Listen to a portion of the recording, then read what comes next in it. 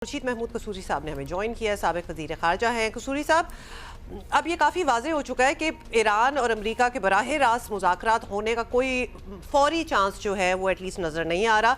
मैसेंजरिंग के ज़रिए ही बात हो रही है and of course Pakistan is the interlocutor if you want to call that. तो क्या इस रास्ते से किसी मुआहदे तक पहुँचने की उम्मीद बढ़नी चाहिए या कम होती नज़र आ रही है आपको?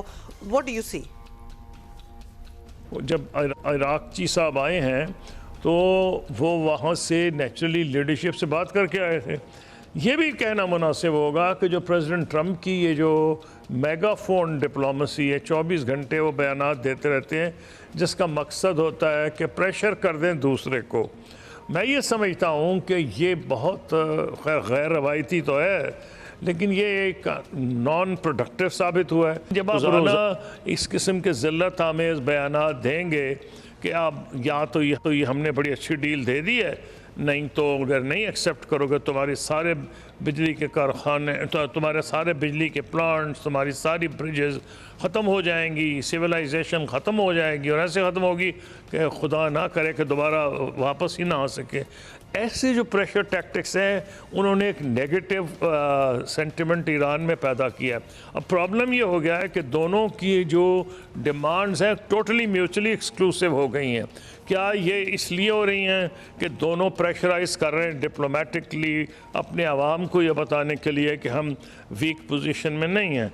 पहले काफ़ी प्रेसिडेंट ट्रंप ने ईरान को दबाने की कोशिश की। अब के प्रेसिडेंट ईरान ने यह फैसला किया कि जब उनको पता चला कि विटकॉफ और जेरी कुशनर इस्लामाबाद आ रहे हैं तो उन्होंने इंतज़ार करना गवारा नहीं समझा। उनको मैं तो रूस जा रहा हूँ, मतलब वो अमेरिका को ये बताना चाहते थे कि हमें कोई जल्दी नहीं है। तो अब जब उनको जल्दी नहीं है तो वो प्रेसिडेंट ट्रंप अपनी पब्लिक को ये बता रहे थे कि तकरीबन सरेंडर कर दिया है, बस आए हैं उन्होंने तकरीबन सरेंडर वाली टर्म्स का हर चीज़ मान गए हैं, वो अपना न्यूक्लियर डस्ट हैंड ओवर कर देंगे।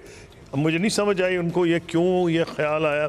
अब अगर आप इस से ये समझें कि अब डिप्लोमेसी डेड हो गई है तो मैं नहीं समझता उसकी वजह क्या कि अब मज़ीद जंग से दोनों को कुछ फ़ायदा नहीं।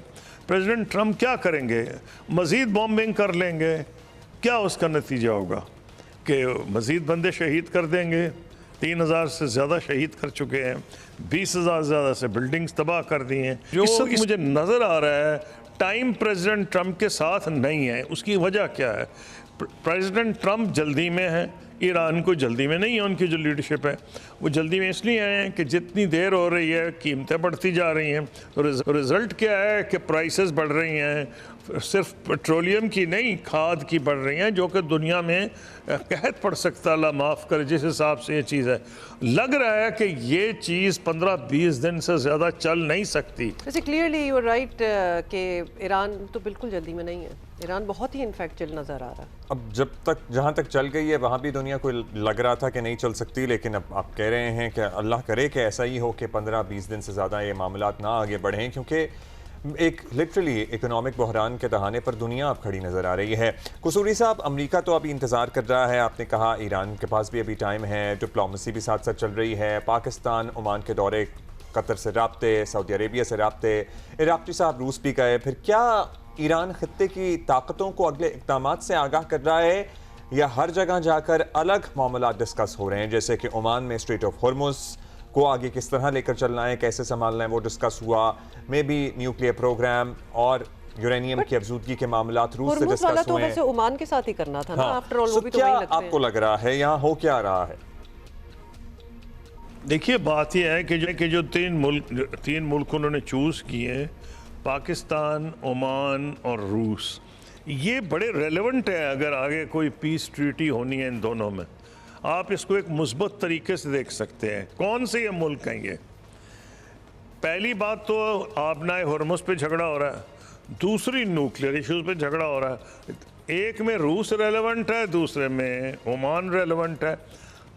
जहाँ तक आबनाए हॉर्मुज़ का ताल्लुक़ है, ईरान की ये दलील है कि उनका इंटरनल वाटरवे है, और अगर ये वाटरवे है तो ये इनके दरमियान बॉर्डर जो है वो इनका ओमान का और ईरान का है। तो अगर इस बात ने आगे चलनी है तो नेचुरली वो ओमान को साथ लेके चलना चाहते हैं। रूस वो मुल्क है जो JCPOA में जब एग्रीमेंट हुआ था, जो एनरिच्ड यूरेनियम या प्लूटोनियम जो था उसकी जो बास थी ये हैंड ओवर होनी थी रूस को। तो हो सकता है वो उनसे ये कंसल्ट करने गए हों कि अगर हमारा एग्रीमेंट हुआ तो क्या आप रेडी होंगे इसके लिए। अपार्ट फ्रॉम द फैक्ट कि इनका बहुत गहरा अलायंस है ईरान का और रूस का, तो उसमें लोग तो ये कह रहे हैं कि जो टारगेटिंग हो रही है उसमें एक्यूरेट टारगेटिंग ईरान की मिसाइल्स की और ड्रोन्स की, उसमें रूस का बड़ा हाथ है। और लोग तो ये भी कहते हैं कि उन्होंने वेपन्स भी इनको सप्लाई किए इन एक्सचेंज फॉर ड्रोन्स जो ईरान ने उनको सप्लाई किए थे in the war against Ukraine. तो इसलिए ये 3 मुल्कों का सिलेक्शन जिसका आप मुझसे पूछ रहे हैं वो मुल्क हैं जो पीस प्रोसेस में डायरेक्टली इन्वॉल्व हैं। पाकिस्तान तो मीडिएटर का रोल अदा कर रहा है। ईरान ने अगर कोई मीडिएशन एक्सेप्ट करनी है ऑन द इशू ऑफ हरमुज तो वो ओमान से मिल के फैसला करेगा, और अगर उसने करना है न्यूक्लियर इशू पे कोई मामला तो रूस को पहले कॉन्फिडेंस मिलेगा, जिसकी डिटेल्स मैंने आपको दे दी हैं। बिल्कुल, यू आर राइट सर।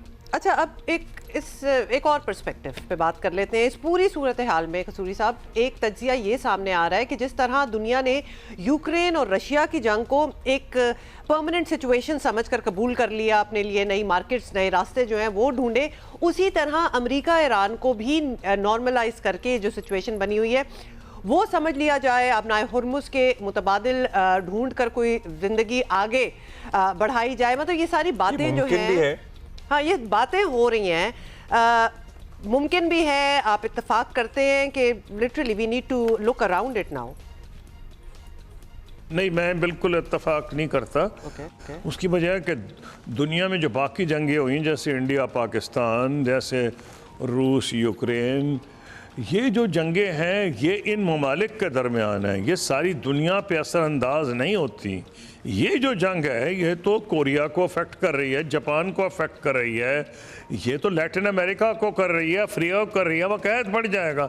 ये जो आपना हुर्मुज़ है ये तो ऐसे लग रहा है कि दुनिया का सबसे प्रेशस वाटरवे बन गया है, probably more important than the Atlantic ocean और द पैसिफिक ओशन। इसलिए ये कह देना कि जनाब जिस तरह वो रूस की जंग होगी, इंडिया पाकिस्तान की भी हुई थी, ठीक है, दुनिया ने बड़ी कोशिश की कि ये दोनों न्यूक्लियर पावर्स हैं, जंग जल्दी ख़त्म हो।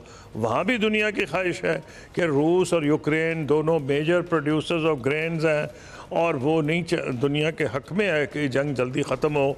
Quite apart from the fact कि वहाँ बड़ी ह्यूमैनिटी को सफ़र कर रही है इस जंग में, रूसी भी सफ़र कर रहे हैं और यूक्रेन के भी, लेकिन ये इसका बिल्कुल इससे आप मुआजना मत करें।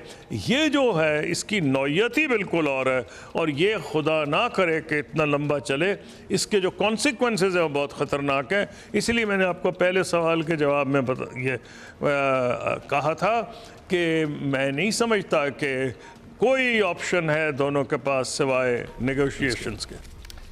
चलें, आप कह रहे हैं ऑब्वियसली ये तो सारी दुनिया को इफ़ेक्ट करता है, तो इसको इस तरह आइसोलेट नहीं किया जा सकता। बहुत शुक्रिया खुर्शीद महमूद कसूरी साहब।